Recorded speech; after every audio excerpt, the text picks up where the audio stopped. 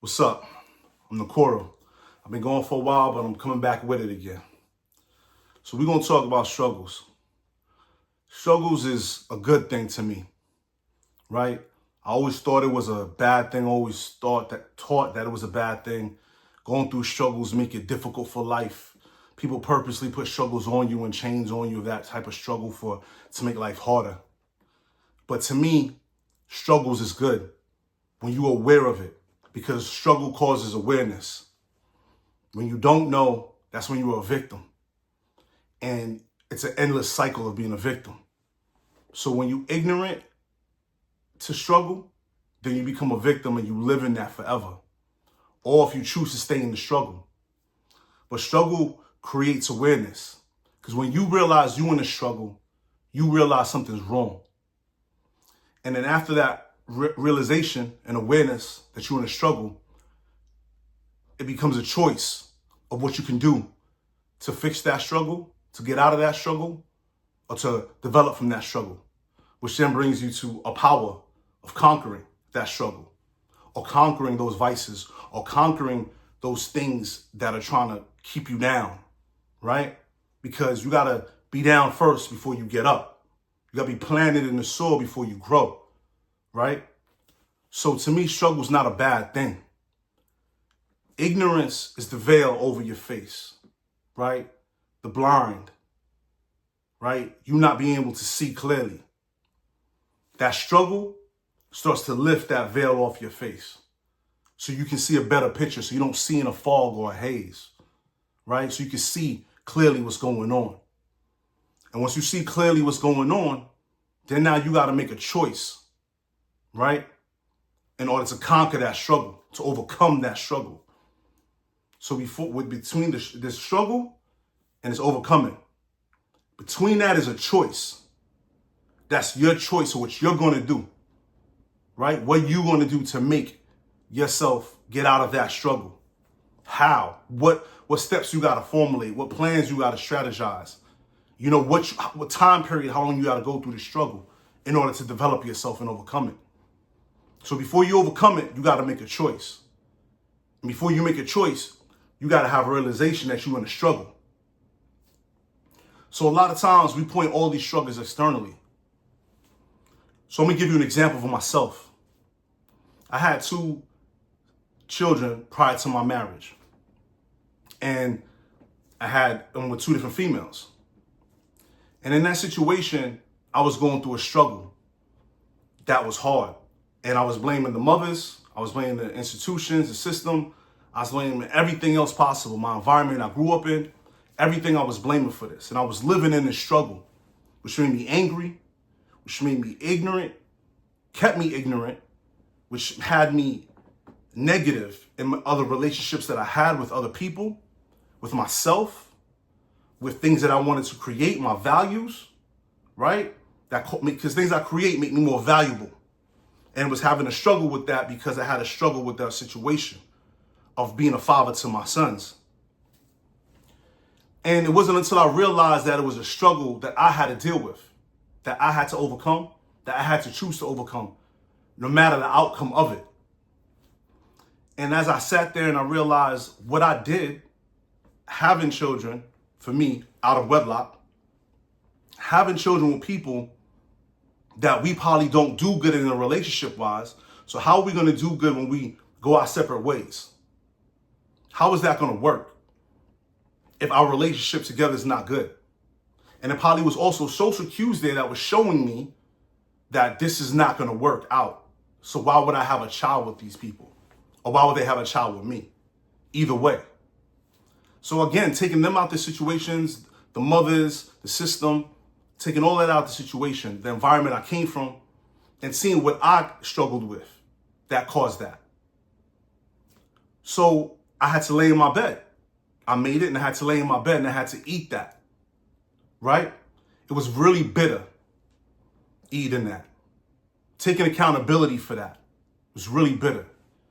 And in the islands, in a lot of places here in America as well too, you know, anything bitter you take cleanses you, purges your system, have you going to the bathroom a lot, right? And it's good for the intestines, right? It clears you out of all the junk that you've been having inside of you. Because I remember back in the day, my mom, every time after the summertime, my mom would have me drink some stuff that had me, we call it a washout, that had me flushing out my system, right? She took that from where she came from the islands with. And it tastes like garbage. It tastes so bad. It was so hard to drink, but I had to. So hard to swallow, but I had to. But after I felt more energetic, after I got the purge and was going to the restroom a lot and getting all that stuff out my system, I could think clearly. I could make decisions better because I wasn't slow or sluggish.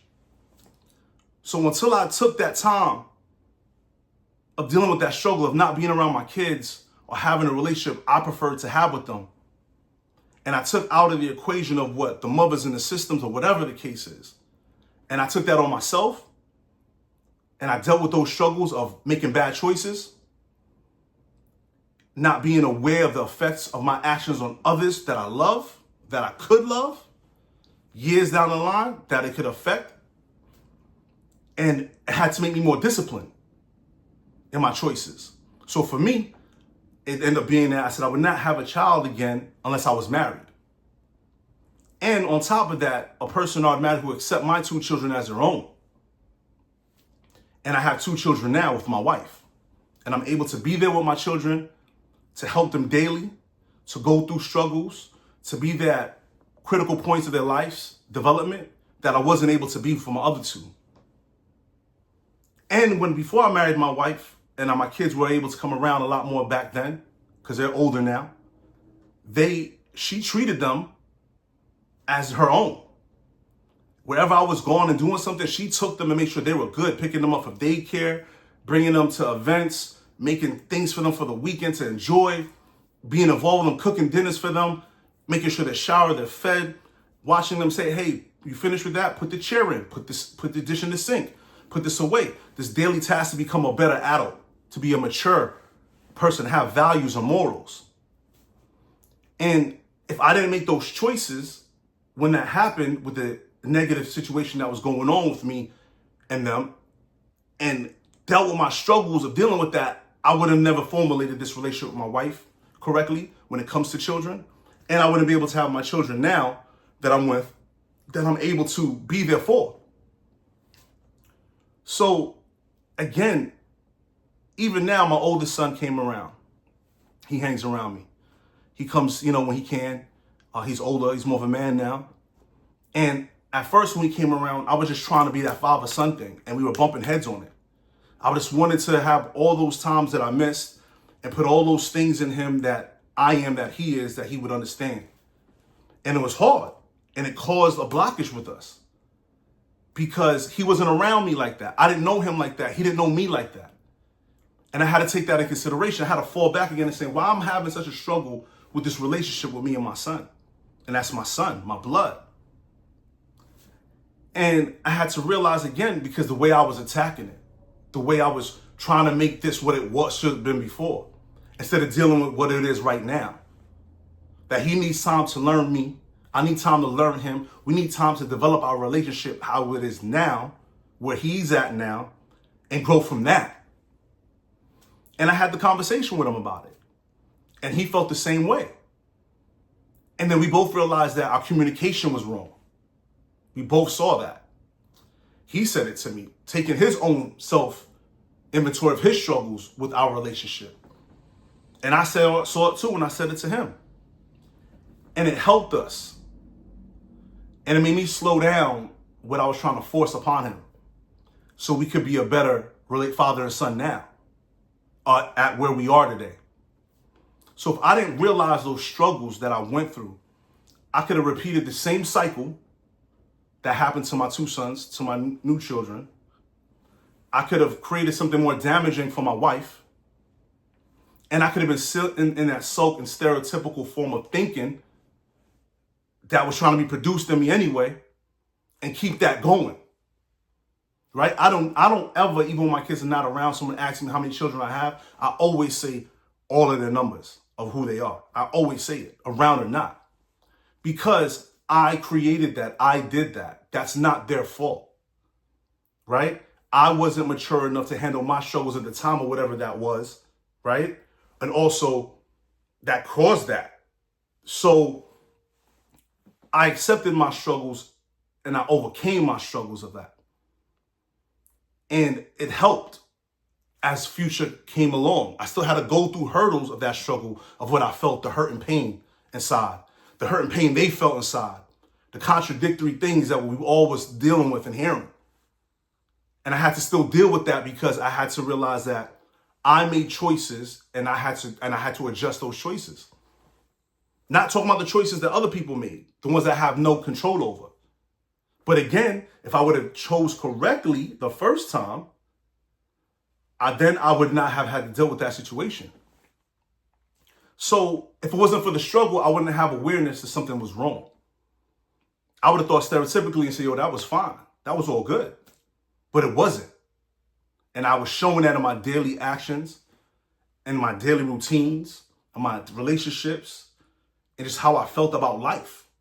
And it was harmful to myself and at times for others. So we can't look at struggle as a problem that can't be solved. Struggle is a problem that you can solve.